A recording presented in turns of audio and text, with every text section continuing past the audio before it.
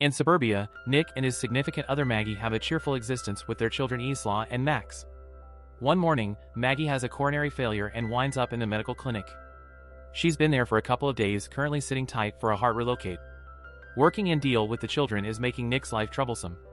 One night he takes the children to a show by Cobalt Businesses and they see the Sims, which are progressed robots that can assist people with their everyday tasks or even troublesome work. Nick begins considering getting one and hears every one of the subtleties from the merchant, who guarantees the Sims adjust to their proprietor's requirements.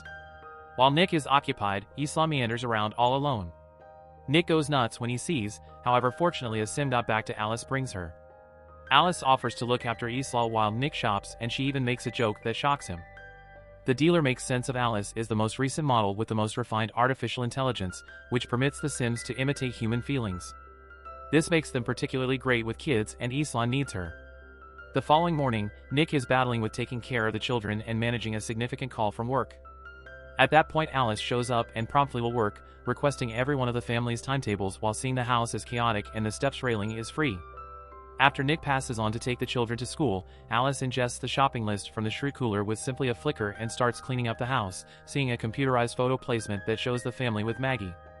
By the day's end, the family returns to an entirely spotless house and their supper prepared. Anyway, Isla grumbles about the lasagna since it tastes not quite the same as her mother's. Out of nowhere Max begins crying and Alice offers to remove him so he can't be an irritation during supper, yet Nick decides to sit the child on his lap and simply advises Alice to get ready Max a shower. At the point when dusks, Alice gets in rest mode and leans against a wall. Isla escapes her room and jumps on a seat to arrive at the treat container, just to slip and fall. Nick hears the container crashing and his little girl shouting, so he runs ground floor. Fortunately Alice has gotten Isla and the youngster didn't get injured. The glass hurt Alice, and Nick is stunned to see her drain. Subsequent to taking care of Isla, Nick keeps an eye on Alice and tracks down her in her clothing. He inquires as to whether she really wants a mechanic shop, yet Alice has utilized a unique gauze that quickly shut the cut. In a little while the family visits Maggie and Isla tells her Alice has turned into her companion. Nick gets truly tender with Maggie in light of the fact that he misses her to such an extent. At the point when Nick gets back to work at the building site, he and his colleagues notice their manager is showing the spot to a delegate from a mechanical technology organization. Getting dubious, Nick converses with his supervisor in the lift and affirms the miserable truth: the specialists are getting terminated and supplanted with Sims on the grounds that the development is deferred. Nick isn't terminated on the grounds that protection requests a human foreman on location, however he irately stops the lift and declares he'll leave with his companions as help. Anyway, he adjusts his perspective when his supervisor brings up he really wants the cash for the children and the medical clinic bills, particularly since Maggie isn't working any longer. At the point when Nick returns home, he drops the late bills on the floor and focuses on his children. Alice gets the envelopes while seeing how Nick is exceptionally drained. At this point he actually pays attention to Isla and takes a stab at quieting a crying Max down. After supper, Nick deals with his vehicle while drinking and paying attention to metal music. Unexpectedly, Alice changes the music to something more quiet and brings up Nick didn't have a lot during supper, so he makes sense of he had a terrible day at work.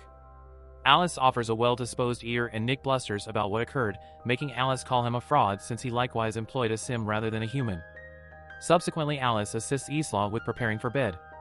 Isla inquires as to whether her mother will bite the dust and Alice attempts to divert by showing the UV light in her mouth. Then, at that point, she joins Nick in the lounge room where he's watching Casablanca. She knows the story from the information base, yet Nick makes sense of really watching it as an alternate encounter and requests that she wipe all she is familiar with the film from her memory. Alice makes sense of her knowledge is gotten from memory and erasing it would be contradictory, however Nick advises her to do it at any rate. She really wants to restart her programming to make it happen, so Nick holds down the power button on her neck for 7 seconds. Presently, Alice encounters the film interestingly and finds out about an adoration so strong that an individual would do terrible things to safeguard it.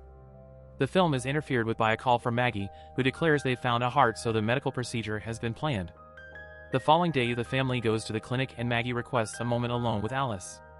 Maggie is concerned that Nick invests a lot of energy with the children and doesn't take great consideration of himself, so she believes Alice should assist with Nick and be cheerful regardless of whether she should do things he could do without, such as removing the liquor he conceals in the carport. Minutes after the fact, the specialist brings terrible news: there's a tempest that forestalls the helicopter with the heart to show up at the clinic, so the medical procedure is dropped. Nick attempts to comfort Maggie, however for the present she needs to be separated from everyone else. Later at home, Nick continues to drink and yelling about what occurred.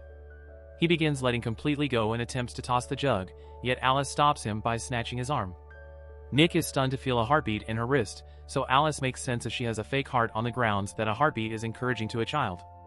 Then she puts her hands inside his jeans and starts pleasuring him while portraying how his heartbeat and veins are responding.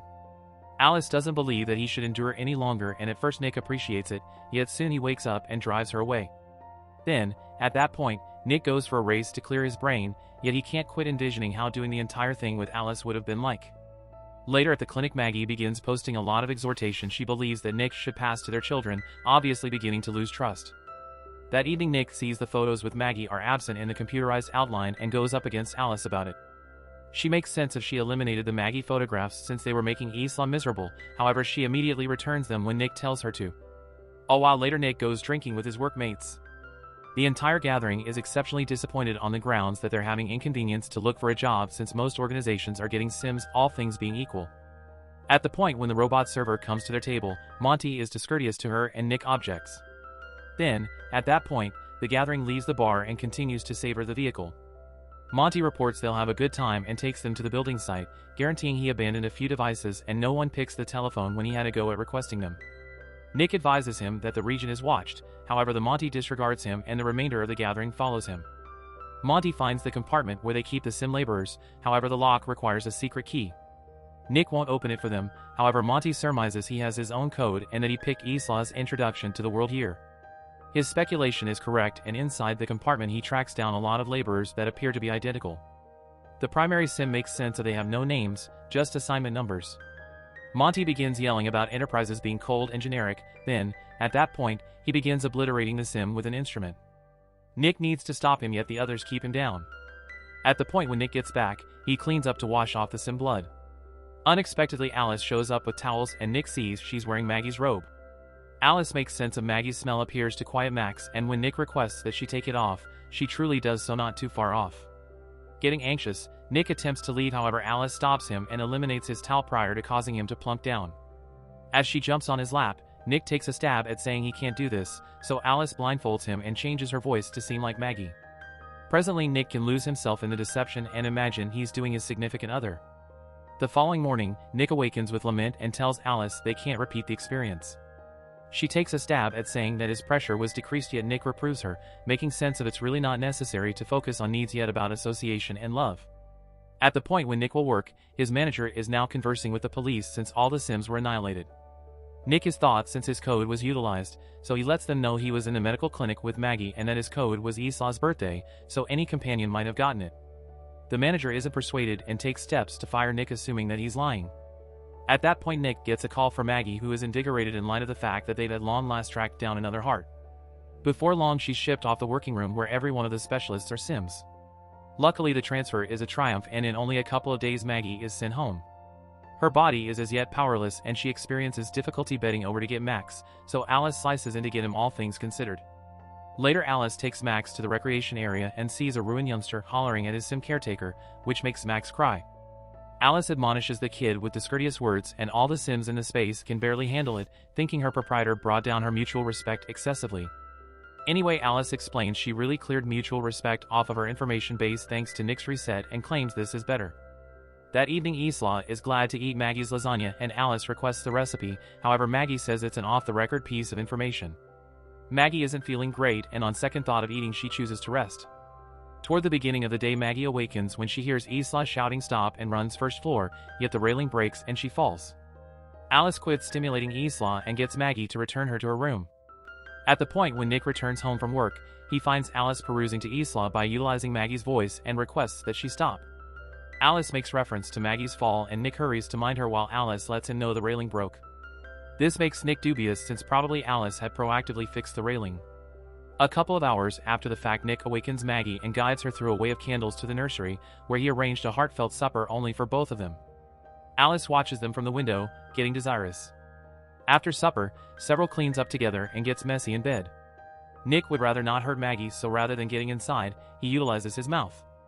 Their extraordinary second is intruded on by Alice, who says Isla had a bad dream and is requesting Nick. When Isla is dealt with, Nick goes to the nursery to tidy up. At that point Monty shows up with a couple of beverages and apologizes for an evening or two ago prior to sharing that his better half left him. He additionally uncovers that the police have been addressing him and that their manager is squeezing charges for intruding and annihilation of property. Monty thinks Nick squealed on him to keep his work, and a contention follows during which Monty hollers a ton and winds up punching Nick. At the point when Nick handles him back, Monty rapidly overwhelms him and starts kicking him. Monty snatches a container to complete him, however he's come by Alice, who breaks the glass and damages Monty's hand prior to sending him flying. She's prepared to accomplish more, however Nick stops her. Prior to leaving, Monty tells Nick he has until tomorrow to persuade the supervisor to drop the charges or he'll drag him down with him. Thereafter, Nick specifies Sims shouldn't hurt individuals, yet Alice clears up she's customized for safeguard her proprietor. She begins discussing her existence with Nick, assuming Maggie kicks the bucket, and he lashes out at her, saying she won't ever be Maggie on the grounds that she couldn't in fact have scars. Alice gets a piece of glass and brings up she can add some in the event that he wishes. In the meantime, Monty is at home consuming cheerful powder and leaving crying messages on his ex's voice message while holding a weapon. At that point, Alice shows up, saying Nick doesn't have the foggiest idea about she's there and that she can't allow him to lose his employment. Monty begins yelling about Sims and offending her, preparing to shoot her. Anyway, Alice is quicker and stops his hand prior to tossing him on the ground and kicking the firearm away. At the point when Monty has a go at retaliating, Alice pushes him through the wall and gets the firearm to kill him. Out of nowhere, she's come by the house Sim, who Alice has sympathy for yet at the same time has Chance. Then Alice kills Monty as well. The following day, Nick goes to work and attempts to persuade his manager to drop the charges, just to learn Monty is dead. At home, Maggie gets tipsy when she takes a stab at getting a book, and Alice does it for her. Maggie needs to clean up in Harmony, yet Alice will not leave since she's stressed Maggie might suffocate. She makes sense of Maggie is putting weight in general family, particularly since she can't meet Nick's actual necessities. At the point when Maggie asks how she knows that, Alice tells her she understands what Nick's vitals resemble when he's fulfilled, and her sensors haven't gotten it since Maggie returned. Angry, Maggie sends Alice to remain in the carport. Minutes after the fact, Nick gets back home and Maggie is sitting tight for him to drive him to say reality. Nick concedes he did it with Alice once, and a contention follows with loads of hollering, which Alice hears by contacting the window. Max starts crying and Alice goes to keep an eye on him, choosing he's a weight. She places him in the tub and starts filling it with water, which is seen by Isla. The young lady cautions her folks and they hurry to the washroom, however Alice is holding the entryway close. While Nick begins raising a ruckus around town with a light, Maggie moves through the window and strolls on the rooftop to arrive at the washroom. She takes a stab at getting the child, however Alice pushes her against the wall. At that point, Nick at last breaks in and removes Max from the tub, passing him to Isla prior to hitting Alice with the light to free his significant other. Before long, Alice stands up again with weighty harm all over and blocks the light when Nick takes a stab at hitting her once more. Maggie advises Nick to give up and plugs the light, making Alice be shocked. She drops and the house loses power. Subsequently, an emergency vehicle comes to take Max to the medical clinic while an organization professional gets some information about any indications of Alice breaking down previously. Nick apologizes to Maggie, who makes sense if she really wants a few space, and leaves with the children. In the meantime, Alice is taken to the mechanic's shop, where an expert is opening her head. The other specialist sees Alice's hand moving, yet it stops when her memory is eliminated. They interface it to the PC and notice the code has holes all over. Out of nowhere, the screens begin blazing and a message seems saying a transfer is going on. It is interpreting over as meaning Alice. The professionals pull the memory, however Alice is now in the framework, so next they turn off the PCs. Anyway, one more message seems inquiring how would you run based on what's in your mind, and out of nowhere one of the specialists is killed by Alice 2, a sim that the first Alice's unloaded her memory into. Then Alice 2 disregards the other expert's orders and over squashes her head on the floor prior to going to Unique Alice. In the meantime, Nick is at the bar drinking and sends the server away in light of the fact that he's a sim.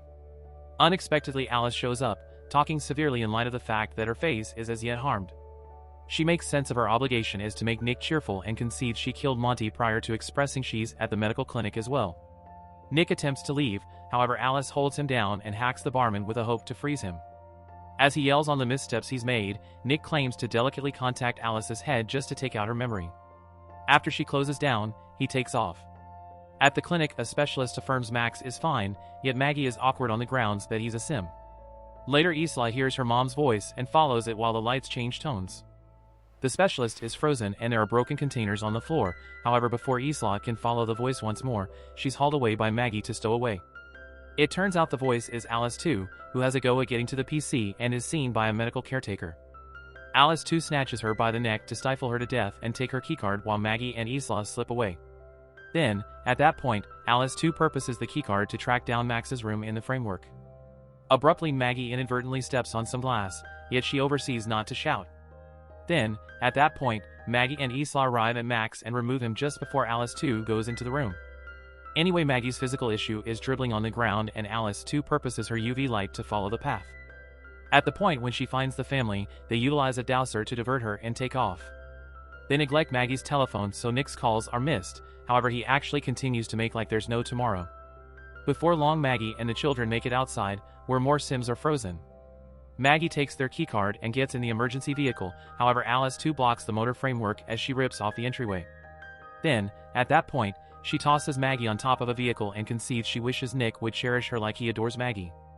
Alice 2 snatches Maggie by the neck and embeds her nails in the medical procedure scar, just to be interfered with by Nick's appearance.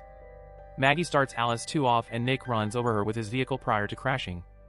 As the vehicle bursts into flames, Maggie hustles to get an oblivious Nick out, yet he doesn't answer by any means. Maggie cries as she performs mouth-to-mouth without much of any result. Out of nowhere, the vehicle moves and Alice 2 shows up undeniably consumed while her voice reverberations in the speakers. She hops on top of Maggie and begins gagging her while getting a piece of metal from her body. At the point when she's going to wound, Nick hits Alice with a vehicle guard. Alice drops the metal part to stop him and Maggie gets it to wound her in the face, at long last closing her down. The couple reunites while the other Sims awaken around them. The following day, everybody is feeling improved after some treatment and they can return home all together. In the interim, the Sim organization is exploring the mechanic shop and when they turn on the power, they track down the wreck code on the screens. The monitor needs to obliterate everything, except at that point his Sim associates freeze and the PC reports a transfer while another Alice model wakes up.